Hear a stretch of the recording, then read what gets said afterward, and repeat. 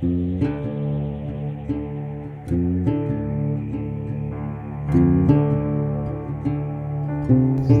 Umzimkulu River. Okay, so the two things have been found there. The first thing that's been found is that South Africa was wetter from 1950 until 1984, around about then, early 1980s. We were wetter than average, and now we are drier than average. That's the first finding. But the second important finding, and this is a critically important finding, is that the pattern of rainfall has changed at national level, and in particular, let's call it the more marginal areas, which are your desert areas, and particularly your winter rainfall areas, they become more impacted than the rest. Now, we're not in that category. So has this become maybe more? We don't know. So this is why we've got to get to that original data, and this is where the data becomes your friend. Because if you're a politician and you want to put forward a development case, you want that case to ultimately be able to be interrogated by NGOs, by different interest groups that will oppose you, and you ultimately must be able to build a defendable case on that. Get back to the National Water Act, with the purpose of which was to protect pristine rivers, and the purpose of which was to manage a river, a D-grade river, should be managed at least to a C class. So what is this? Is this? I would guess this is probably a B, maybe even an A. If that's the case, then this, that's an important ecological thing, and we're going to look at that now in the context of, so how do we trade off, a beneficial use? How do we trade off ecological concerns? How do we get that reasonable balance? And that's what the Act is about. How do we get that? How do we negotiate a reasonable utilization? Okay, and subsequent to the Act being promulgated, a lot of other things have happened. One of them has been the acceleration of climate change. And with the acceleration of climate change, without any shadow of doubt, the planet is now becoming warmer, and water distribution in the country from natural rainfall is changing in a fundamental way. And one of the ways it's changing, we now, through Water Research Commission study done by University of Cape Town, they've taken all the data, all the known data, everything that they know from 1950 until the present. And from that, they've looked at what the average data says it should be at every gauging station. And then they've said, what is the deviation from that average, up or down, more or less than? So they've looked at the variability, the coefficient of variability. I want to understand this river a little bit better. I want to get a feel for the river. And I need to look at the maps and see, what's planned, etc. And things that were planned before 1994 will no longer cut it in post-1994 because the Environmental Reserve Determination. Just in 1998, the National Water Act was promulgated. I was part of that process. I was working with Carter Osmal at that point in time, and the Act mandated for the first time a national water resource strategy. And the purpose of the National Water Resource Strategy was to, every 5 years, to do a comprehensive analysis of all water available in the country and all water demands. So the National Water Resource Strategy is designed to quantify how much water is in the rivers, and then it's designed to align with catchment management strategies. So you've got a duck. Do you always do this route? I mean, do you always come all the way? What's she saying? Must we duck?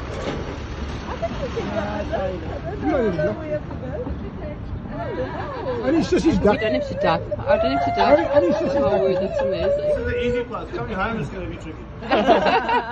So because that was never translated into policy, now we've run out of water, so what? What should have happened, we said, listen, we've run out of water now, we've now got to start generating new water, so we've now got to go to recycling, recovery of water from waste, sewage processing, seawater desalination, all that stuff. We've lost 25 years. We've lost 25 years by dilly-dallying without any proper policy. So now we've got to play catch up with 25 years of policy shortfalls in the face of a reality of a growing population and climate change.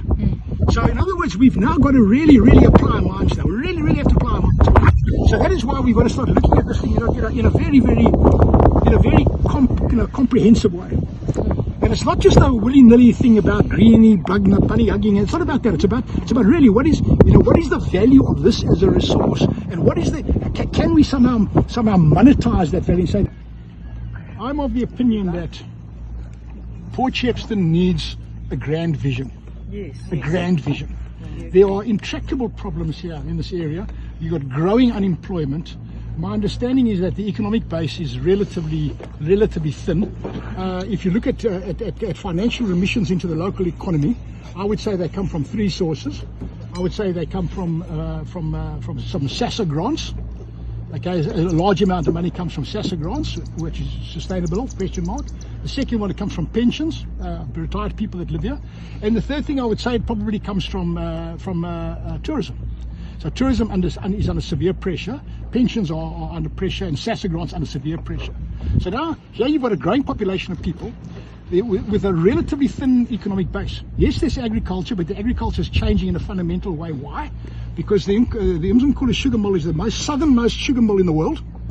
And as the world's temperatures are changing, this mill is no longer economically viable. 10 years from now, that mill will not be there. I'm telling you now. Put it on your right. Maybe even sooner than that. Okay. So you already see macadamians coming in. Very soon you're going to see an oversupply of macs. Okay. So agriculture is in distress, and agriculture. All right, guys.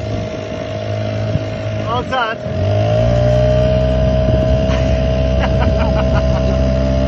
We should go twice the speed now. And so it was that the green net made it to the second berm, or the third berm, you never know.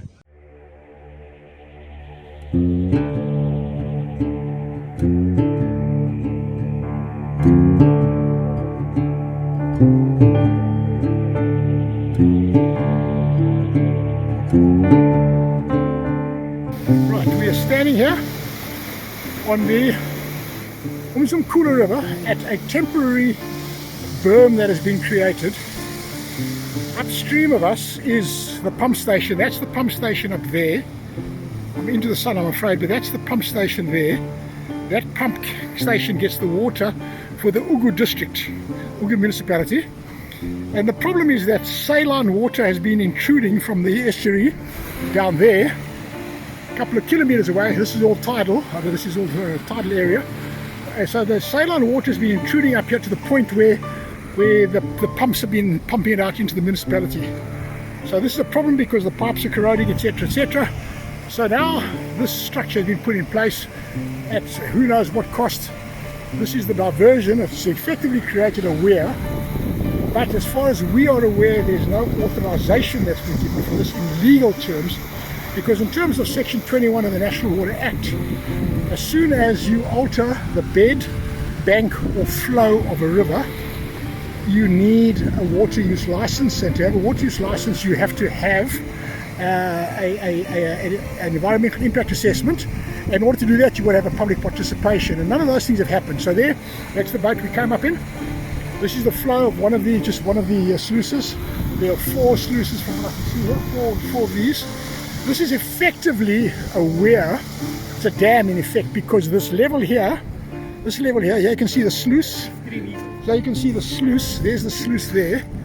So that sluice, you can clearly see the water level there is higher. Let's just quickly go here. The water level at that sluice, see the little whirlpool there, is clearly higher than where the same sluice comes out here. So it's you've probably got about a 2 to 3 meter difference in elevation. So effectively this is a dam. It's a dam. It's an earthen dam built in a fairly large river. The strength of which is, I don't know, questionable. And we're at the end of the winter, so very soon the rainy season is going to come, and very soon this is going to be washed away. So the question is, who authorized this? Is it lawful? Who benefited from it? That's an important thing. Who benefited if there was no authorization given? How much did it cost? Because this is all taxpayers' money. And here we're with a gentleman from the Conservancy. So you want to tell us about your story about this? Yes, let's get the sun on the right I'm side. from the Umzimkulu River Conservancy, and I normally walk on this area, along this river. A few months ago, this berm was very, very low. Although it was not acceptable at that stage, I didn't see it fit to make any inroads into find out about the legality of it. Second berm. So this is the extension to a second berm. Okay, so tell us about the second berm. The first berm was built a few meters down the road. Point it to us there, down the river. The first down berm. The river, the first berm, and at approximately the cost was around 6 million. Okay. And that berm hardly lasted in 3 or 4 months. When the rains came, the entire berm was washed away. Okay. And that berm was built just to prevent salt water from coming up to the pump house, which is another 100 meters above. The pump house is up there, Meters. You can see the pump house there. There's the pump house there, okay? Right, so we come back here now. So now we are standing on the third berm. So the Now third we need to look at the cost with the first berm, yes, the first, the second berm that's underneath us, and the third berm that we are standing on. Because they were built in an expanse of over 2 years. In the last 2 years, I would say we are standing on a third berm. and who paid for this? And this would be paid by us, the taxpayer. We are paying to Ugu, and this is an Ugu construction. Is it legal? So and you represent, just tell me who you I'm from the Umzimkulu River Conservancy. We've been monitoring the berms all along, and we were not happy at all. But now, meeting Dr. Turton, we feel that we have stronger reasoning to take this up further because he's much more knowledgeable than us. Okay, so there we have it. This is what is recently constructed, in fact still under construction, berm. In terms of the National Water Act, Section 21, if you alter the flow, the bed or the bank of a river, you need a water use license. To do that, you need to have an environmental impact assessment. There is the alteration. There's the alteration of all three: the flow, the bed, and the bank of the river. So thank you very much. Here's some more pipes here. Some more pipes coming here now. Some more pipes. These are some beneficiaries of the contract. We don't know, but this is what's happening. There's an active thing on the go here now at the Umzimkulu River. Antony Turton from the mouth of the Umzimkulu, a few kilometers upstream at the pump station.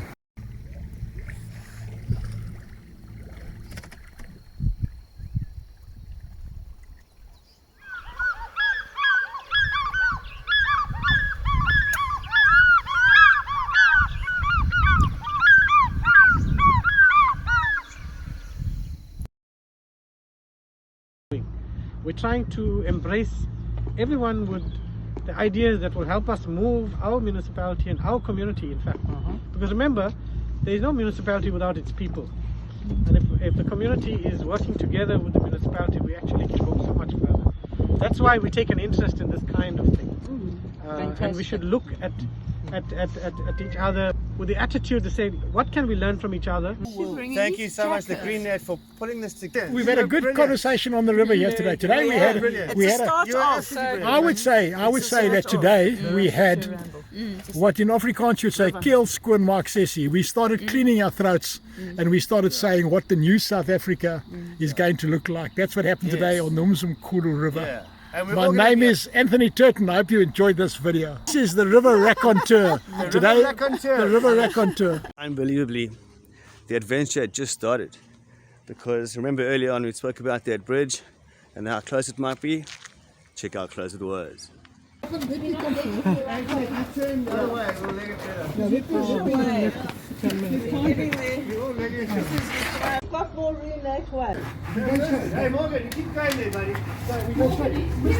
Wait, I'm trying to maneuver it. You guys need to be legging it. Yeah, I'm using my hand. Oh. My shoulder. Right. Straight. Yeah, I'm going. You guys just did. Where's Straight. the Chief Whip? I remember you telling me the story about how you got stuck before. That's legging it, huh? Where's my cell phone on the table? Yeah, there is that. We made this. We made it. We're so it was so cool. It was a dark and stormy night, and the tide was rushing in, and we were wedged under a frigging bridge, but we made it. What did we do, girls? We legged it.